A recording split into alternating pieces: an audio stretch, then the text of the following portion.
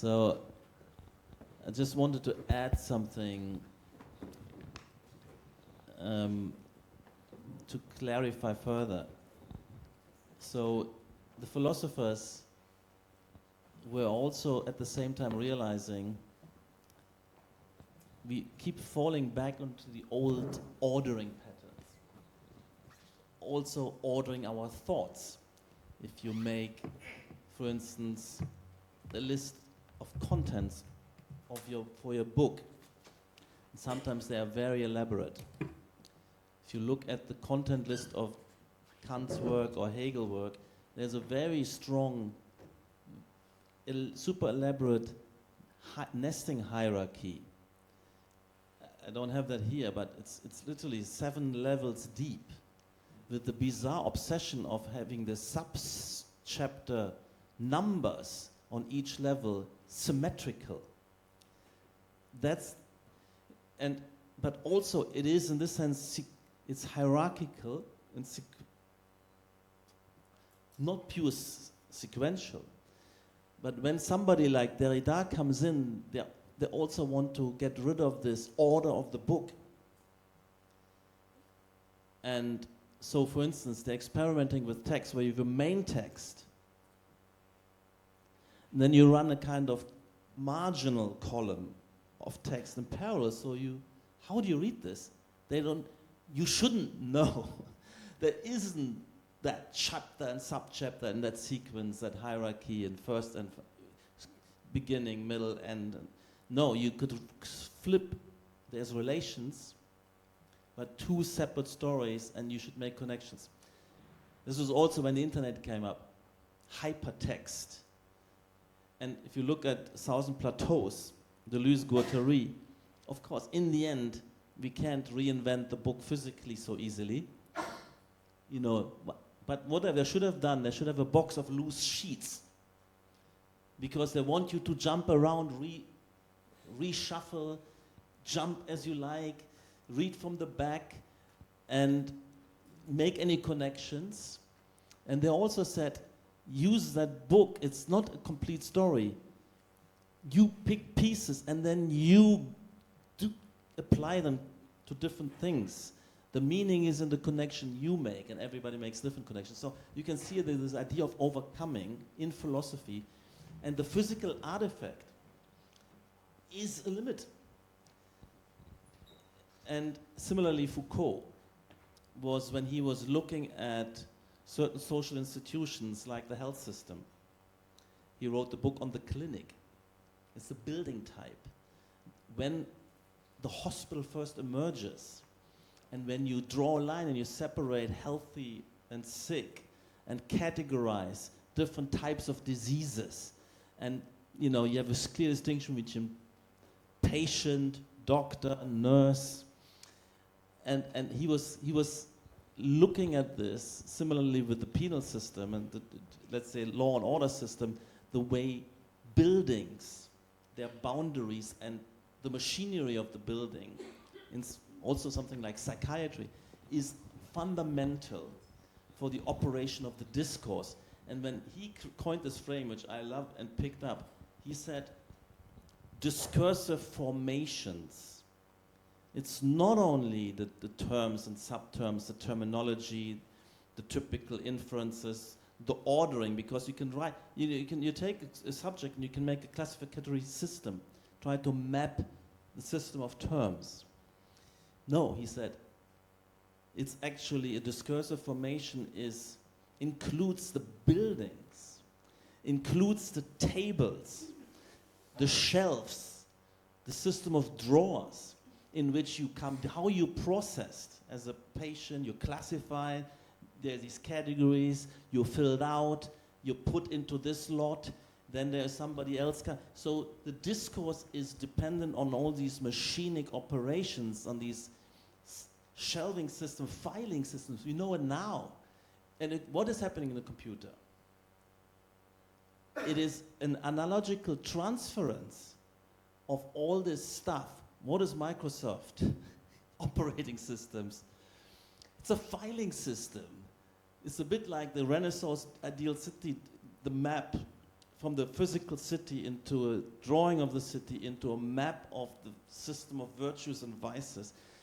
That's similarly from the language, the filing cabinets into Microsoft, and this is still, we are still shackled by these. I have some question. I think Patrik is very interesting. Describe this kind of machinic process, which is very, to me, is very materialism, because he mentioned about this logic from is from elements, it's from the logical relation of these elements, and how to project the logic into these elements. I think it's a very material. It's very materialism. But I mentioned something. If you have scrolls, endless scrolls. Yeah. But it's different from having a shelf with books. And by the way, I'm sorry to interrupt. A certain amount of certain philosophy with a certain level of complexity is only possible through writing and then through printing. So somebody like Hegel could not exist without a library. With the works of Christian Wolff, the works of Kant, the works of Descartes or Leibniz. His brain, together with his shelf, set of books, that machine, that human-machine cooperation. Kant can write because he can go there and pull this book and page and then quote and connect and list. So he's part of the discursive formation, which is very material. Very material. Very architectural. Because, how do you order that shelf? But I want to challenge it a bit from this perspective, because it's very material, right? You mentioned the elements of books, the knowledge from the library, because knowledge already in the library, just pick them, assemble them, and to generate some new ideas. So that is very machinic, very like AI, what is AI doing? Data set, frameworks, and also the algorithm to generate. But my question goes to, what is human? I think to analyze a human, this kind of conceptual process is not a very physical or material logical making process. It's some instinct with no reason, just something emergent from your mind with no logic. But the point of this is this. Every philosopher recognizes that, for instance, thinking, Dennett had this wonderful phrase, we can't do much with our bare brains. You need to first upload a lot of apps into your neck top. And these apps are through language, through learning, and literally, if you let the kid run wild, it's not going to be recognizably human without language, without thinking. So we have this huge sponge, this huge supercomputer, but we function only with all these systems of order, architecture, language, where you can hook something to something, and even when you think yourself, you do language dependent. And therefore, if the world was, people with a very simple language, in a very simple society, they have only a few words, and the combinations of these words, that's what they can think. They can't think anything else. They can think what we can think. Simply they cannot. There's no chance to expect them to think something which isn't within their language system. I want to challenge it a bit. And so we are not isolated. We are functioning as we operate in this infrastructure of language, filing cabinets, now iPhones and reference systems. That's the way we function, we think, and we can kind of mirror some of that.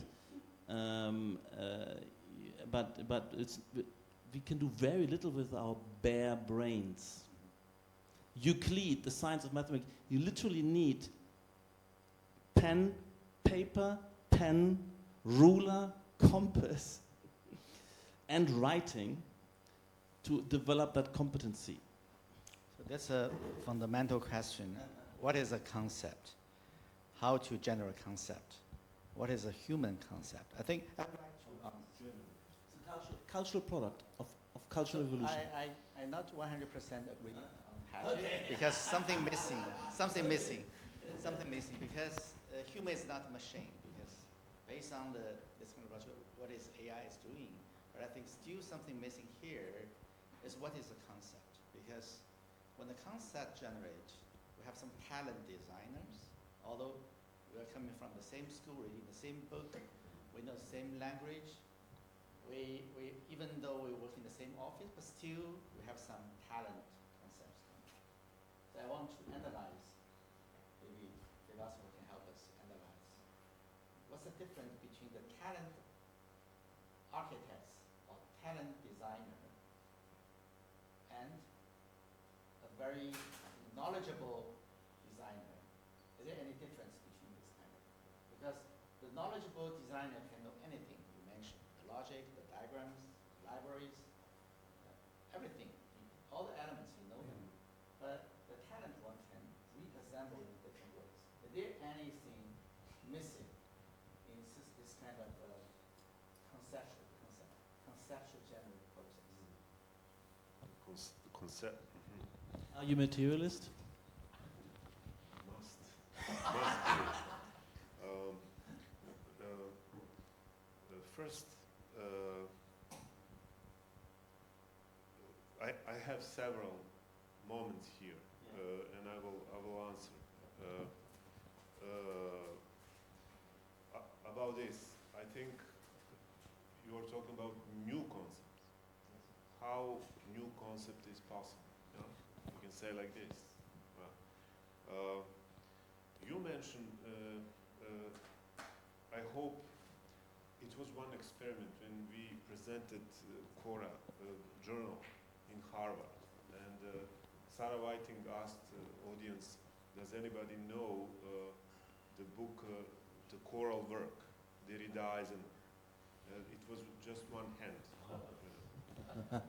Well, what we have in this book, if you remember, we have one pseudo concept, which is Quora. We have ideas in Plato. We have ideas, and we have material copies of these ideas. Well, we have an ideal architect and architect.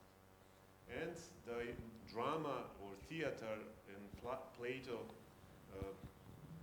was intuitive guy, and he said that there is some kind of drama where this transformation of idea in material is possible.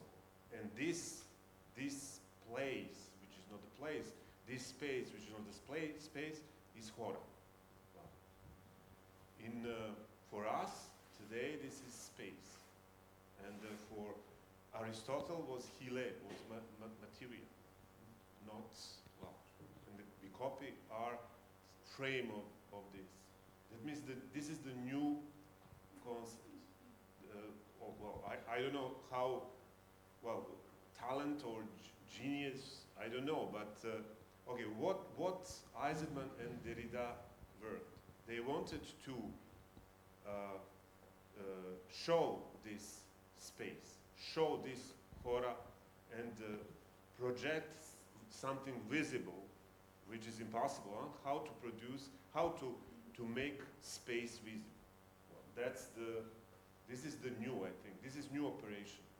They found something new in Plato, and they tried to do something, well, as Patrik said, to one abstraction materialized, well, to make it visible.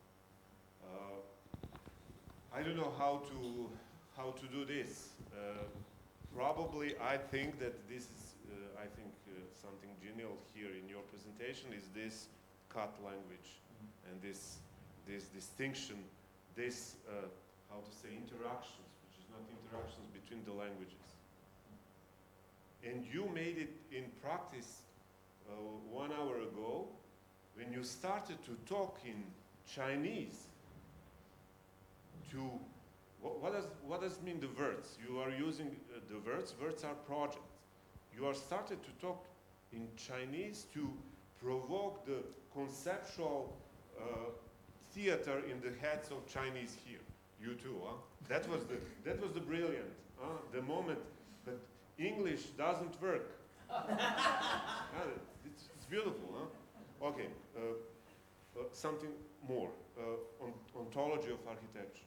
This is brilliant. I hope it will be new book. But ontology of architecture or architectural ontology. Okay, there are some problems here. What you want to do? I mentioned epistemology of architecture. You said ontology of architecture. Means what connects object, or what connects architectural acts, or what connects ontology is some kind of connection, conjunction, if you want. Anyway, okay, that's the just I'm mentioning you. Okay, I will check on your place now immediately Foucault, because this is classification. We have already two huge classification in last 50 years. This is Foucault and this is Latour. You have collections of objects, etc., etc. You are doing something different, but it's necessary to show what is this. And I think that this is the genius or talent who is trying to do something different, who is trying to make something different. Well, that's it. This is the violence, aggressiveness to do something different, but that's it. Plus, here, I think this is newest, which is not just generation, regeneration, etc. There is something stupid in news. You know, sometimes, well, okay. At the end, this synthesis. You mentioned this. Yeah. I don't like this. Okay. No, this is a German moment in you. Okay, you. Temporary synthesis.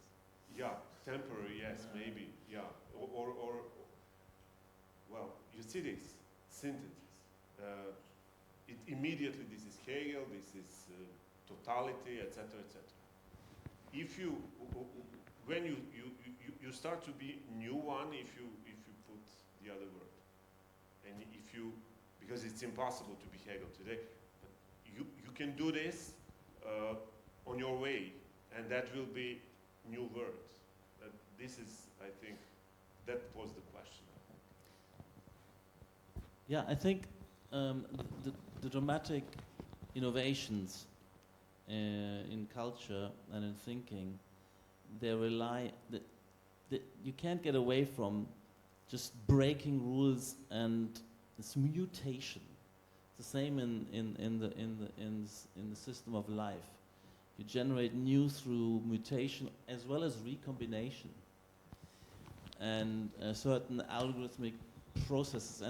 And I mean, in the 70s that became clear, in the 80s in particular, the idea of abstract machine is this, that you don't try to, through clear and distinct logical steps to generate something new, but through breakage, through mutation, through random recombination, hybridization, these kind of moves, which and working with graphic spaces, with graphic operations, like with automatic writing, surrealist moves, and that was the idea, that you do mindless, because if you're mindful, all you get is carefully reusing. You're too careful, so it's too much repetition. You have to be reckless and mindless to generate something. That's the role of artists, the total non-conformists, which don't even have purposes. And one thing in which I recently gave the lecture at the AA, and the idea of architecture and progress, for instance, modern architecture needed that mutation chamber, that radical rupture, that non-rational, non-deductive process of abstract art, which is non-mimetic. You don't know what you're doing. Pure freedom of drawing lines and splashes and interventions into a free space. the unlimited canvas, not controlled by mimesis, not controlled by sujet, not controlled by some kind of order of preconceived, but open. And then you look at it and say,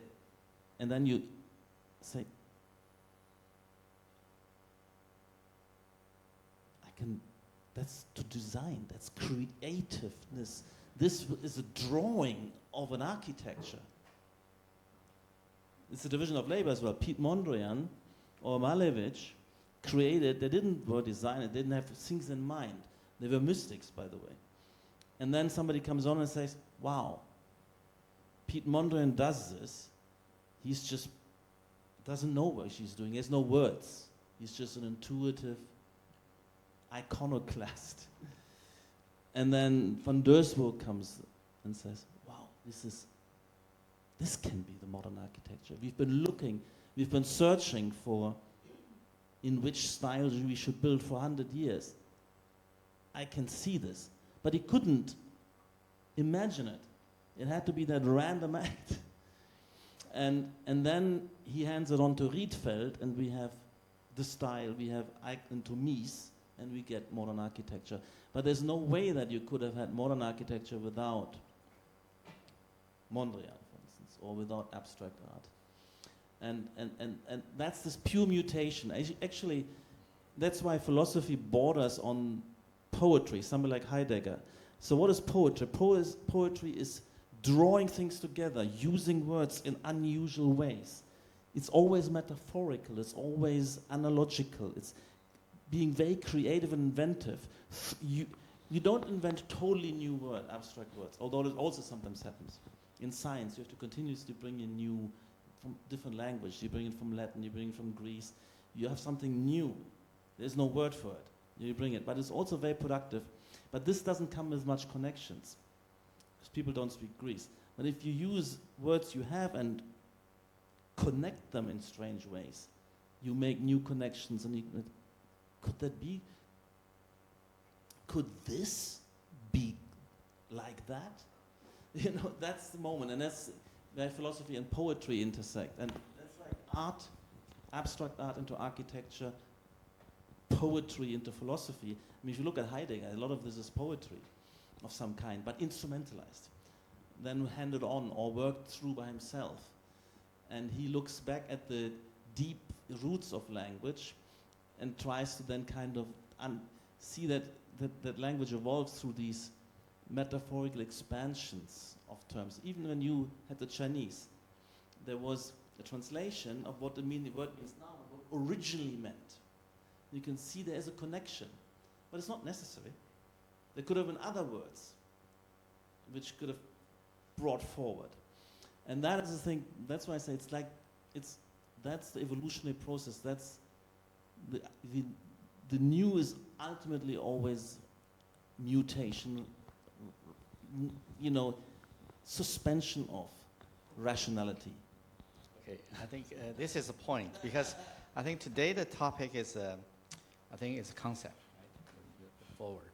And also Patrick mentioned about mutation and reassemble the existing knowledge, existing elements to create certain kinds of the concept.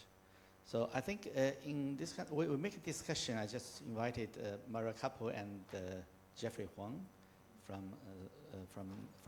EPFL, contribute to the Architecture Journal in China, and Jeffrey Huang mentioned how to beyond the mutation. It's just a topic on that. We will make some discussion last year in Venice Biennale about this topic. I think that is a key point, because the architecture concept is something different, I think, beyond mutation, because it's the example of the concept from the architectural perspective is not just about the existing knowledge, existing elements, because what is new, and also what is new concept? Let me help you. Yeah. I mean, let's say architecture before Zaha, I'm exaggerating, but it's even with Niemeyer, who seems to be very fluid. Anything you do is ruler and circle. Hard line, ruler and circle on a flat paper plate. That's architecture. And you can imagine if you stay there, the world will still look like 1960, nothing more than that. It was already a big move that before it was ruler and circle, but you have to end up with something symmetrical. Big shift, ruler, circle, but you could go anywhere, but only with ruler and circle. Zaha comes and says, I have a brush, and I'm doing this, and the line is swelling and putting and does all sorts of things. It's not a compass, it's not circle segments. And then I smear and fade. But what I'm doing here is an architectural drawing. What? How? That's the breakthrough, that's the mutation. But then it starts. Working with that. Winning a competition, designing something, instrumentalizing, showing the advantages, because you can do so many more moves and absorb so many trajectories, irregular side conditions, etc., that you can actually with this do a better functioning architecture.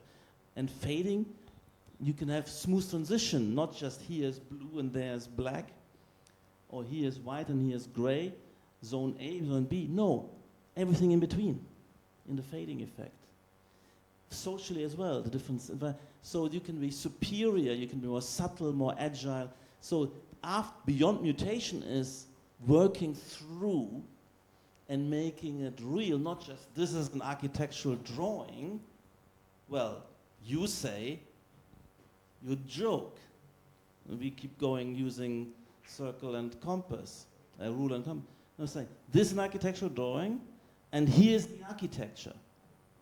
And we won against all of you using, and you all go home, and we win now all the competition, and we built them. And the places are vibrant and beautiful and loved. So something like Baku is the result, or Dongdaemun. These are the result of that.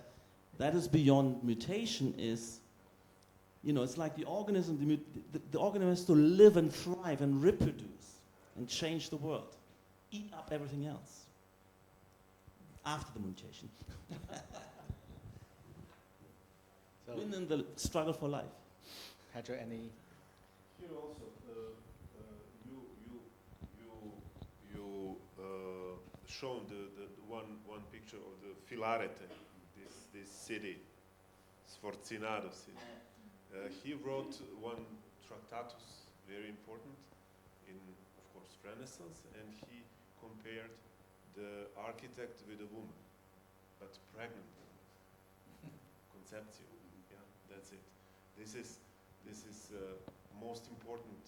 How to, this is probably several operations. This is, we are talking. How to say? We are talking about something which is not appropriate to hear, to your language. That's why I insist to. I think you mentioned the operational. I think operational process is kind of machinic thinking. Like Peterism is doing some operational diagram. I think the operational diagram is a process to making some new ideas. But the fundamental starting point from this operational process is something pre-exists there. It's like already this kind of systematic structures already there. How to operate this system? That is, so the operational process is already exist. You just play with it. So that is inside already existing concept. The concept already there. What you can operate is inside the system. What I mean is the system itself has some problem. The system itself could be not so rationalized, generate. Okay, this is first Patrik Luhmann. Exists something in system which can produces something different, spontaneous. This is one possibility. We have Snežana, who is editor, as me, co-editor of this journal, we in Revista di Estetica we arranged the journal this year, at the beginning of this year, about new, and we had a problem. Nobody can write about nuance. How to write about something which is not written. Well, this is fog, but well, I'm not, how to say, for Filarete. Filarete, for his, the process is to protect the something in your stomach, in that case, pregnant woman, to try to time, you know, because this is, concept must be, you know, it's growing up all the time. Then to born, the moment when you start to, the first gesture with the hand, how to put something out. Well, then you immediately say, this is not it. That means negation. The function of negation is this. Well, when you mentioned Deleuze, I was thinking it will be great to give every year to students to read this text, Deleuze text, What is Creative Act, but with task to write something, you know, in Chinese, the same, not this, not repeat. Well, how to write something? Well, that will be a question. I must say this because that will be useful, you know, for you. It's not. What does it mean to repeat Deleuze? Now nothing, you know. How to change somehow? Well, mutation, repetition, etc. Come on, Patrik. Well, I mean, not repeat, but you need to, yeah, we need to understand, appropriate, and then make the next move. So Deleuze was, for instance, this great mutation machine, but he wasn't then doing the next step, rewriting the system of the social sciences, for instance. But that needs to also happen. As I said, it isn't enough of saying, claiming that this is no architecture. You have to do it. You have to develop, you operationalize, you have to develop the workflows. And the buildings has to yeah. Most important word, next. Yeah. Most Hey, important. and in a strange way, I mean, someone like Luhmann, although he was well formed through the 60s and the 70s, he reinvented himself, and I think the injection of post-structuralism of the work of Derrida, Deleuze, and so on, as well as a new kind of stage in cybernetics and the biology of cognition, the autopoiesis concept, he reinvented his social science and rewritten everything. And and that's important, that part. Don't expect it from Derrida, don't expect it from Deleuze. They're the agents provocateurs. But somebody can do it, has to do it, will do it, and that's, for instance, somebody like Luhmann, maybe Latour, maybe Habermas. They're then the great kind of, you know, that's not the end of meta-narrative, not the end of grand narratives. So it's not the destructive act. And then what? It's the next stage. And I think that's my role as well. So I've been grown up, I was big eyes in the 80s. And then in the early 90s, the explosion of dramatically new, I mean, deconstructism is so outlandishly, extremely innovative. And then the early Parametricism, the folding, was even beyond belief innovative, with suddenly NURBS and blobs and splines and fades and swarms, delivering that, running with that, understanding that, and operationalizing this, and delivering a new city, a new life, a new society with that. That's the task. So, and it's a different cast of characters required. You know, you can't expect Frank Gehry, Zaha Hadid herself, or Wolf Briggs to do it. Yeah, I think that's another topic, but I think it's also related to today's topic. Of course, I respect these giants of these mutation machines. Yeah, but mutation, it's not enough. Yeah, I think the mutation era time maybe already ended. Well, there's a cycle. There's cycles of innovation. I think the huge mutations of the 1920s. If you look at the Bauhaus, the early Bauhaus, you have actually artists and sculptors and experiments and formal research, the curriculum there was, and you know, using and generating turning abstract art into potentials. And then at the end of the 20s, who is left? It's only the architect, industrial designers, urbanists, and the rest of modernism. Where are the artists? They've played their role. Because you can't redo this every... Yes, You have to, you know, it's this kind of surge of experimentation. Yeah. So and then 60 years of, you know, rolling out. That's his point for Jeffrey Huang, who mentioned, put forward beyond mutation, because what is experimental? And also he mentioned what is new, and what's the new horizon, or maybe the mutation is a certain kind of social process based on certain kind of philosophy, maybe from the modernism all the way to structuralism or post-structuralism. I think it's in the context of the social process, which is modern era, because the social productive process supports this kind of mutation. I think mutation is kind of industry in architecture discipline, including the office style.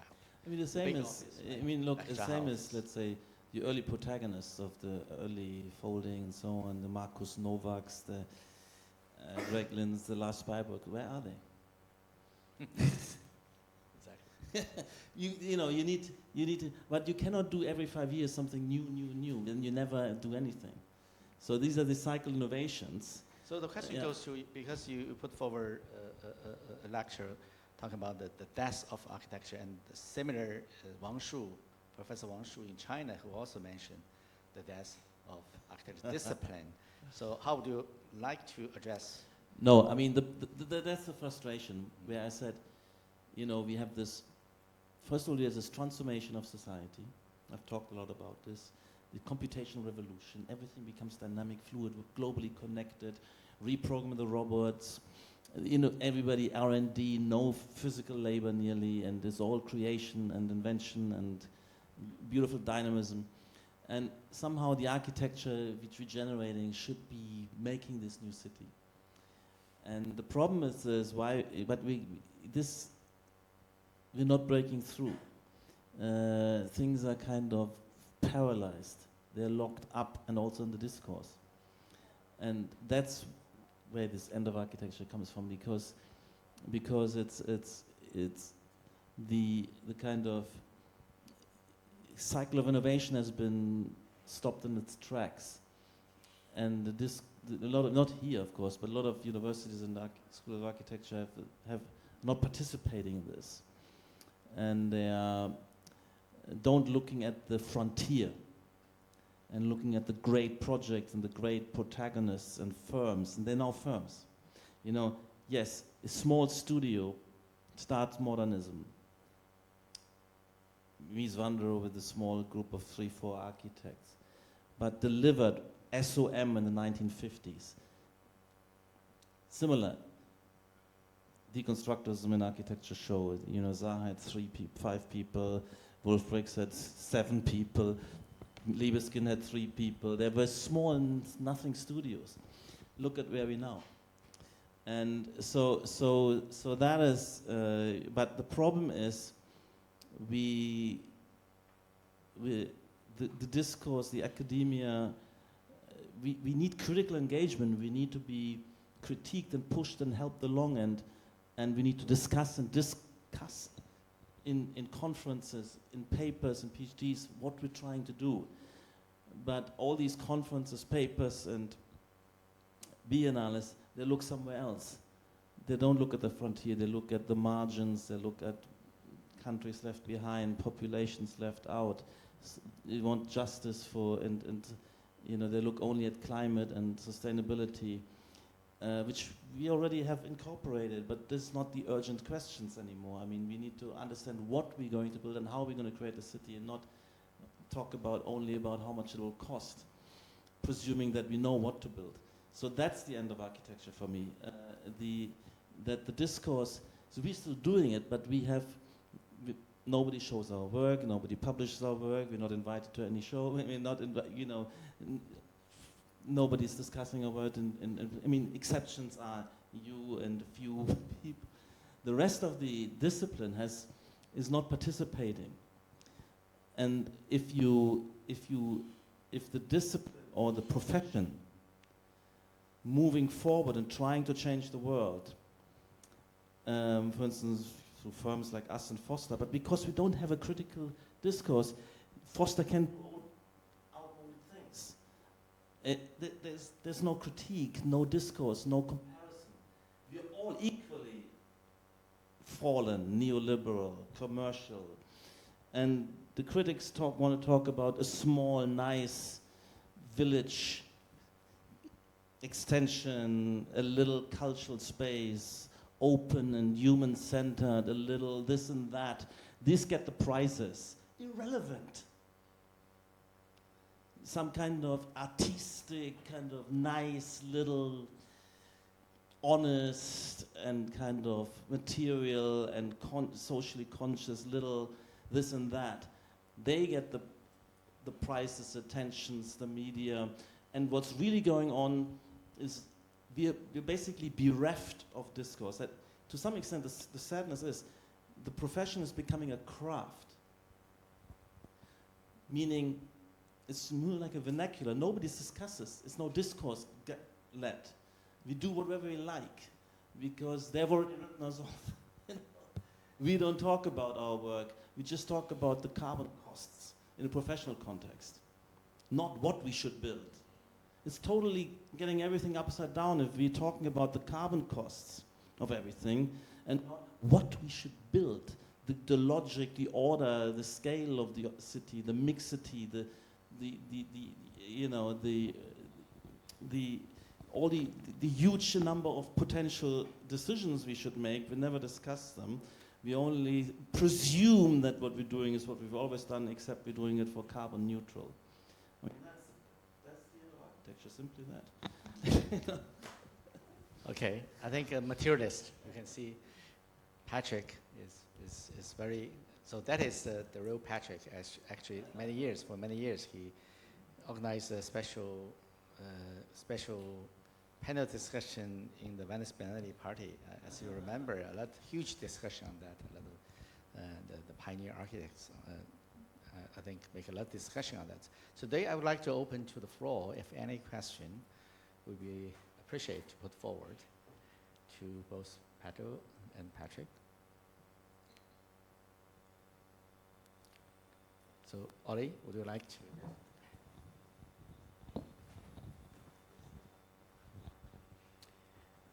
Yes, thank you very much for this wonderful afternoon, first of all of you. I'm happy that I could eventually learn from some deeper motivations about your work. Although at the end I recognize some of the diatribes I've read before, but most of your time you spent on explaining a deep motivation for your research and sustained by very interesting visual materials. And I think that's a great pleasure because, I've been following the work of your office maybe for a couple of decades already, and its formal evolution, so to speak, of the oeuvre. And I'm also following the discourse, the op-eds that appear every now and then. So that's the rhetorical evolution, but I was not so aware about the philosophical agenda behind all this. And I think you explained very well that this all boils down to a kind of a motivation to emancipate architecture, right? It's, let's call it an emancipation.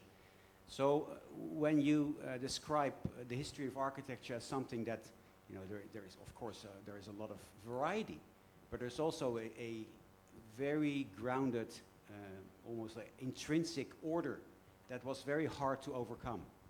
And then you explain how you try to overcome.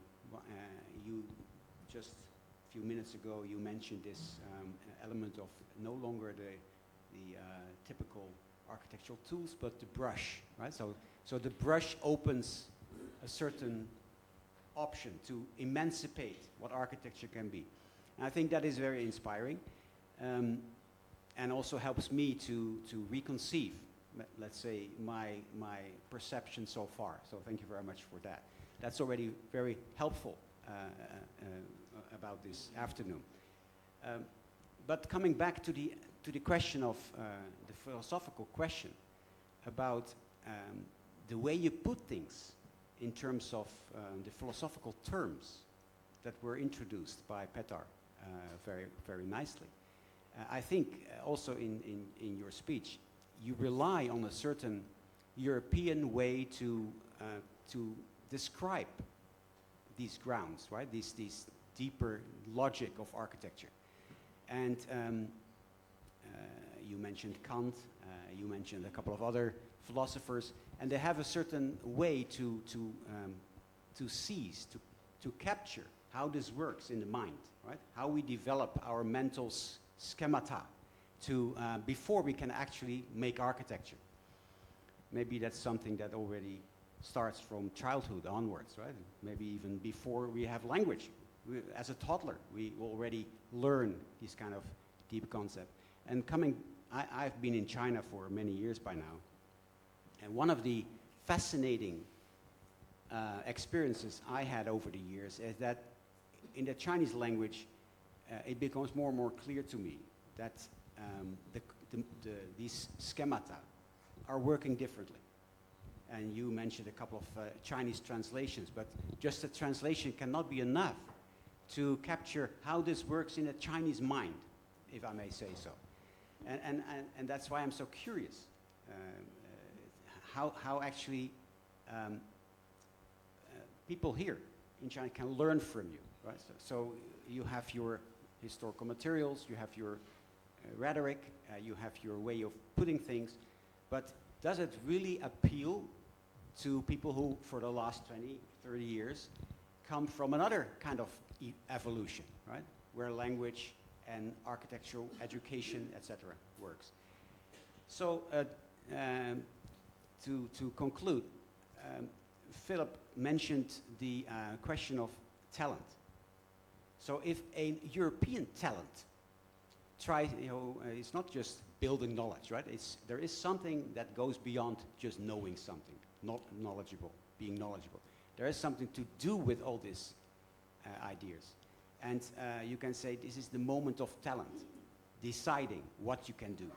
And I wonder how this, in the Chinese context, how this element of talent could work here, where there is a different kind of evolution in each creative's individual creative development. So it's a question to you, but actually also a question to the audience, because, and maybe also a question to Professor Yuan, how he sees that. So I'm thanking you for the wonderful speech, but also I'm triggered by asking maybe quite difficult questions. Sorry about that. Yes, I think Oli is very, I think the significant thing he's doing, he learned Chinese very well. I think to write, speak. How many years? Maybe 4 or 5 years? I lived in China for 8 years. 8 years.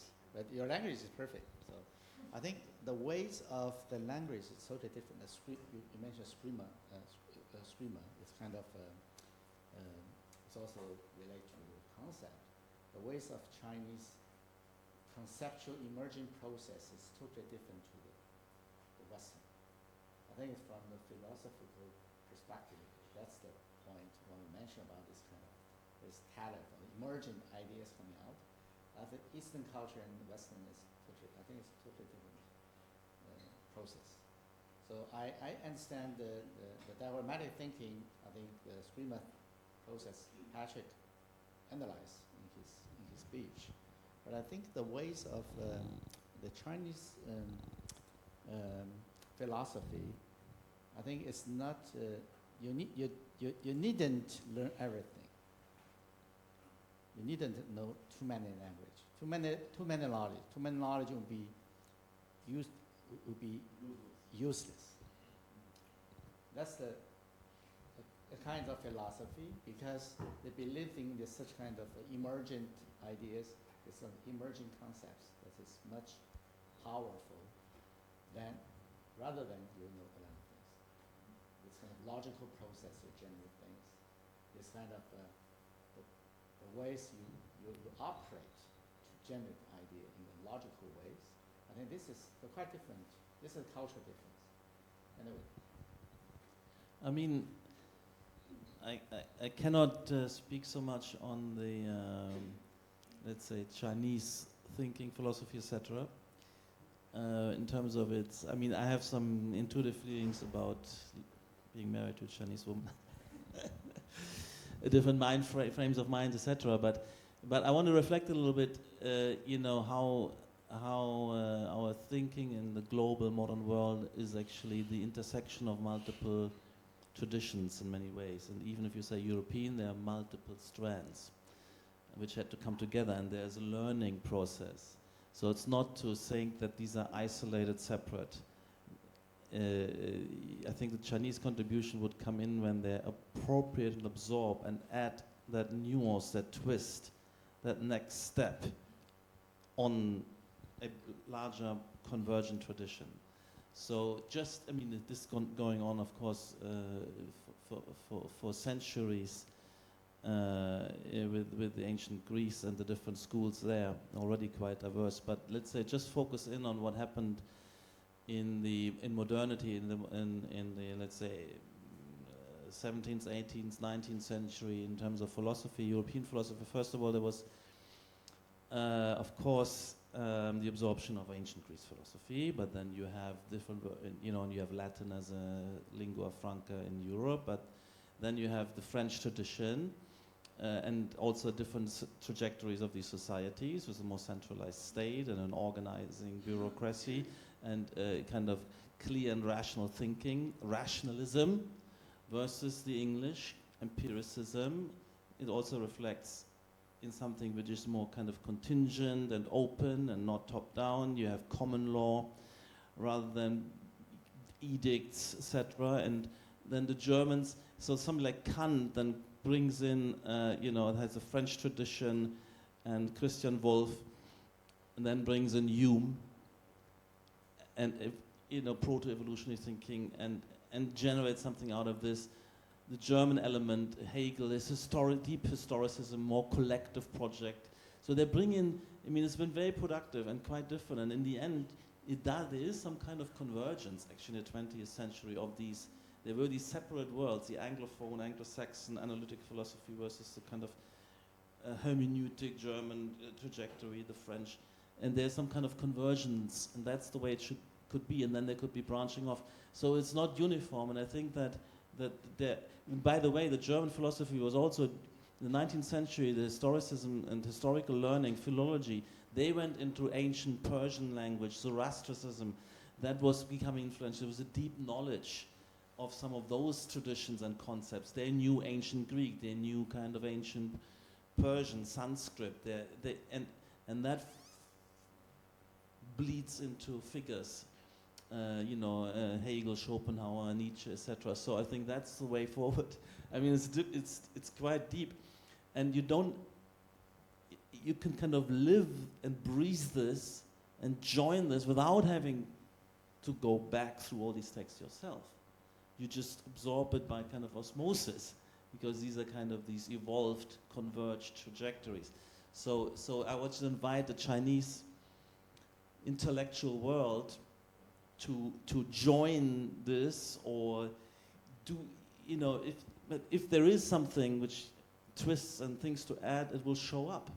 It will show up in the next stage, how you can do better versions of the 21st century world. Maybe there is, I don't know why DeepSeek is more powerful than other AI systems. Maybe there is something. That's the way you come in. You through this kind of global competition.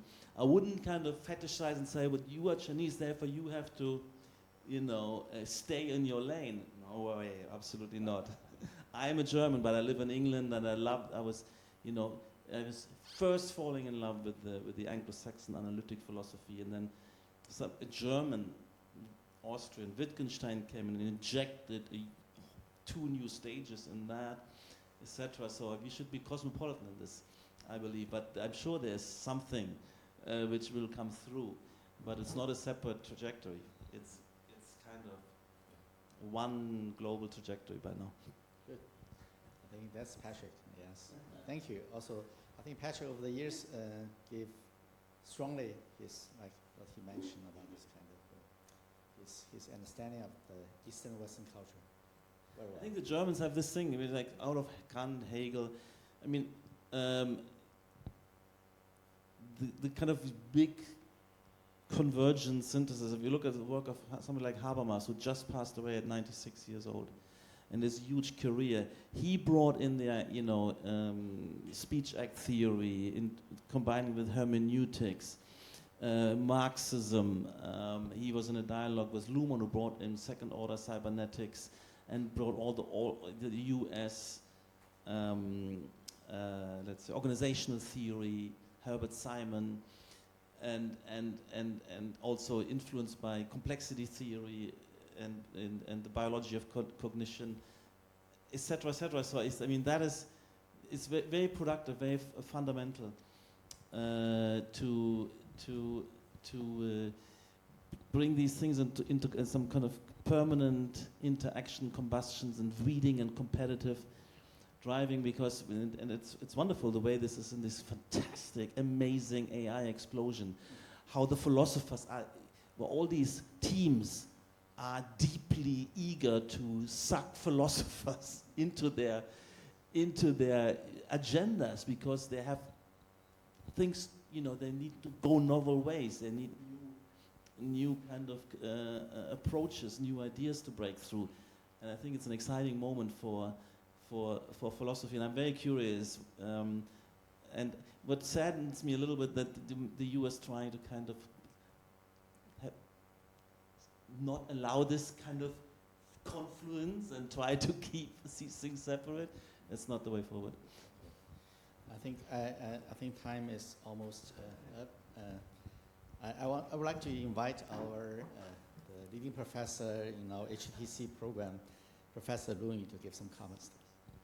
Thank you for a wonderful afternoon, and I think it's too complicated for me to follow, but thank you very much. And first, thanks for Professor Oll's last question to Professor Schumacher. I'm wondering what you are talking and discussing, because in the Chinese context, in China, so what you are talking for us, I think, still very Western, but since you have been here for many years, many times, so I'm just wondering what you imply to this to your discussion. Yeah. I mean, I get something from your last look, I think Europe, unfortunately, is mature, is cautious, is not adventurous. It's slowed down too much, and that's why you have in China has been this fantastic soaring and society, bringing millions of people along and reaching to the top of many industries, creative research. It's fantastic. So with that world of opportunity, and we're so lucky that we can participate, and we're very popular here. And you know, we're not a typical European company. Zaha is an Iraqi woman. We have people from 60 nations, and we're exploring the world with and trying to embed ourselves into the dynamics of different cities. And so we just find openness and curiosity and entrepreneurship and boldness and ambition and hard work and tenacity. I mean, that's very kind of thrilling. I think in Europe that was we had this in the 60s and 70s, and 80s, maybe 90s, but we have lost a little bit our neck. We've lost a little bit our way, and I think so. And I hope this continues in China for long. And of course, there are new countries also coming up. You're discovering India and who are, let's say, about 25 years behind China. And everybody should participate in this. Now, China is a great, we're developing Africa now, and we are going in with the Chinese firms, because they have the competency and boldness, and so we want to discover, Africa together with the Chinese. Great. Understand what your suggestion. Yeah, and actually, I think from late 80s in China, we experienced in architecture, my generation follow what you have talked about, how to criticize the classical order hierarchy, and also criticize the modernism with the theories of Christoph Alexander. A city is not a tree, and then a collage city, and then Venturi's complexity and contradiction, etc. So I think it's all these maybe not so new for Western world, but what I think you're talking about here just refers to suggestion to China. It's wonderful that you know all these references, and so you're part of a global architectural theory trajectory, and it's nice that I hear that echoing, and I think you read my works, we're building on that, as well as Philip's works, etc. What's the next stage? But we're directly building on the insights of that. All of the references you mean are extremely important, not only Chris Alexander, but of course Venturi, complexity and contradiction, of course Colin Rowland, phenomenal transparency, and many more. So I think that's very important, we have more. And the problem is why I said the end of architecture, because when we talk only about poverty and climate, we don't talk about this. I'm talking about the semiological projects, and a phenomenological project, as well as the organization. So that's very beautiful, to hear, and it's very comforting to hear. And every student should know all these references. And the problem is that this is not happening. That's why I call it the end of architecture, because universities are not teaching this. And but that's very important. I'm not. Maybe I don't know where really maybe here, maybe in Tongji. So I think it's very very nice to hear that, and very important. And please read my works, where you will be well prepared to understand them, because what I'm doing is building on that very much. And all my discourse is deeply embedded in the history of architecture and architectural theory. So it's not only, well, these are key references, but I'm also talking about, Le Corbusier and Otto Wagner and what came in Zemper, and go back. It goes back. There's a whole lineage. Nothing comes from nothing, and we need to realize you can't, what we know and achieve, and we have a deep kind of hundreds of years of reflective engagement with the built environment, and we need to keep learning and keep building on the shoulder of these giants, let's say. And that's very important. You can't reinvent it, from scratch within a decade or something. Thank you very much. Thank you. I just a few more. I just mentioned that not only these theories criticize modernism, but at the same time we also have many, I think, including Zaha Hadid came to us. I was, the first time came to China, to Tongji, I was a translator for her. I did very bad because I couldn't follow her. But at the same time, just as we also pay much attention to the innovation and the mutation in the Western world. So in some way, it's hard to relate all things together. Of course. But your lecture is very helpful for me to understand. In China, you know, this thrilling to development. Of course, if you go breakneck, if you go fast, there are many mistakes made, many opportunities lost, and it's nice to see in China now you kind of reached a level of generalized affluence, infrastructure build out and city expansion. You're slowing down, be a bit more conscientious, a bit more reflective, you know. So I think the next stage will be, you know, you can start critiquing some of the mistakes we made. I'm not maybe including the mistakes we make. I mean, that's the balance to be struck. You know, the breakneck speed is still very, very fast, but we can also be fast and good, because we have a lot of reflection, decades of reflection, refinement. We're talking about now third generation projects in China.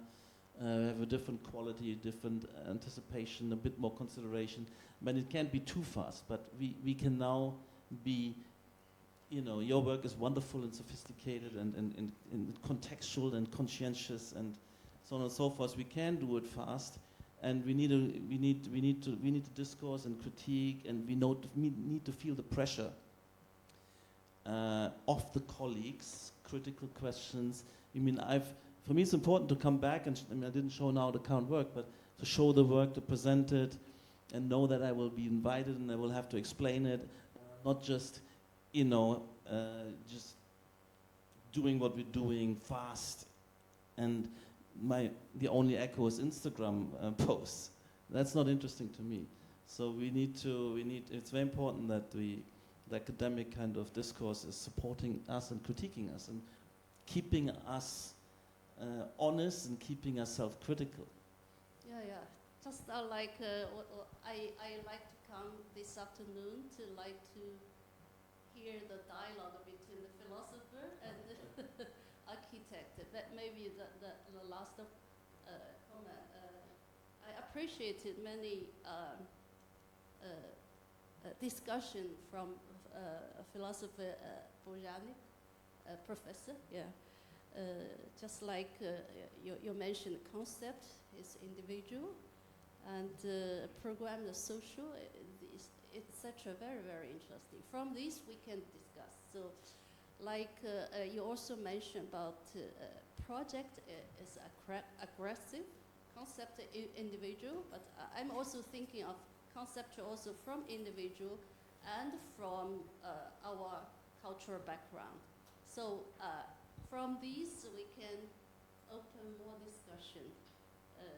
I just thought if you're talking about project aggressive, how you dialogue each other, philosopher with architect, because your design is very, I can see very individual or very creative, yeah, so, okay, maybe, so how you talk each other? We are trying to be aggressive. Yeah. Thank you. Thank you, man. Thank you. Is there still some time for another question? Yes, please.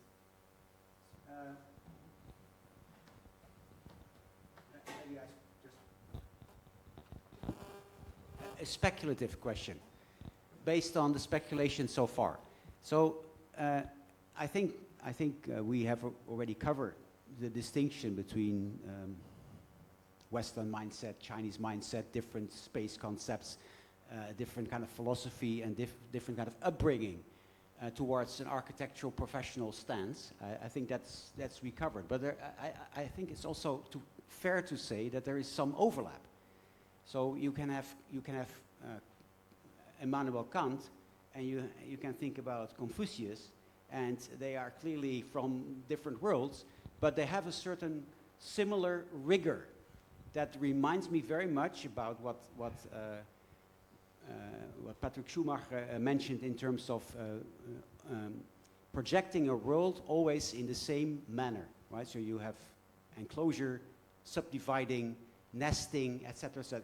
So, and I think if I think about the majority of Chinese projects compared to the majority of the Western project, there's a similar kind of approach, a similar kind of sequence of steps to organize the space in order to control, right? To be sure that the program fits the space. And since you have been opening the question about you know, the emancipation of architecture, what happens if you can start brushing rather than only using the ruler, right? So what in the Chinese context, what would happen in Chinese urban projects, for instance, or in landmark buildings in China that starts with the brush rather than with a spatial hierarchy, so to speak. So is there room to maneuver in China to brush? That's my speculative question, because I think that's a similar challenge here as well.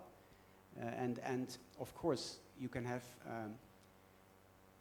projects by Zaha Hadid Architects in China. You know, then maybe there is some brushing on a specific plot of land, and maybe there are 10 projects or 20, but these are only limited to the Zaha Hadid projects. But is there a lesson to learn from the approach of this architecture office that could be applied in a more general way in China?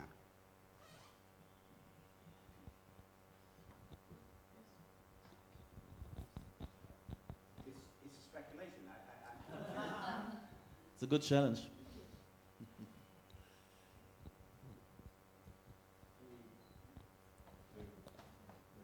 I think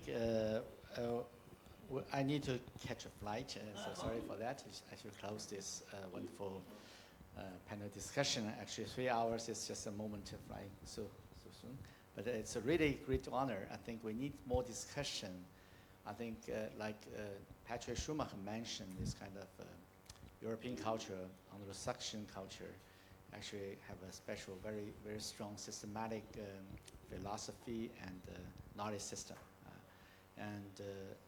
You can imagine like the Zaha office leading by a philosopher, right? He is so knowledgeable and also a great thinker to leading the whole army. Actually, it's like over the years, they quite successful to transfer this kind of very strong conceptual design thinking all the way to different scenarios around the world, including China. They have super successful projects, including the airport in Beijing, including other projects, right, in China. So I think we're lucky to, in the next few years, also invite Pat Schumacher as a PhD advisor here in Tongji, and also looking forward to leading some special research on the future meta-universe spatial intelligence research. We want to establish a new lab here. And also, as an invitation, we have a Digital Future workshop will be happening from the end of June to the beginning of July. That's a yearly event. Also looking forward, maybe Zaha Code or the Zaha Beijing could send some like expertise coming to Shanghai to experience and leading such kind of discussion, including the workshop culture we established together over the years. I think we'll be lucky to have Patrik here, and also today we the first time know Pedro. I think very deep thinker on the fundamental question mentioned about the concept. I think the project and also the conject. I think that is very, very interesting. Still, we need time to understand and think about that. So it's really a good honor for all of us. If you have any question, you're also welcome to discuss after the lecture. So thanks for coming, and let's give another applause to the both specialists.